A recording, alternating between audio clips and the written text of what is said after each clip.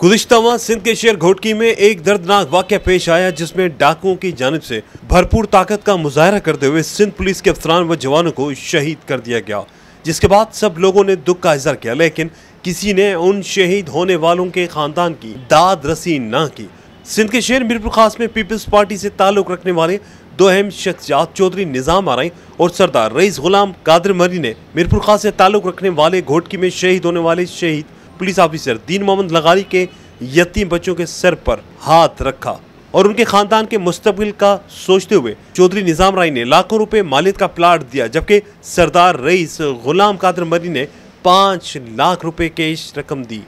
Police के जवान जो दिन रात जान हथेली पर रखकर हमारी हिफाजत करते हैं और मौका आने पर अपनी कीमती जानों का नजराना पेश कर देते हैं, वो कभी अपने बीवी बच्चों का नहीं सोचते, बस मुल्क व कौम की फिक्र रखते हैं। ऐसे में हर शख्स का शहीदों पर कर्ज होता है कि वो उनकी शहादत के बाद उनके खानदान की खिदमत करे, लेकिन ऐसा बहुत कम ही देखने में आता है।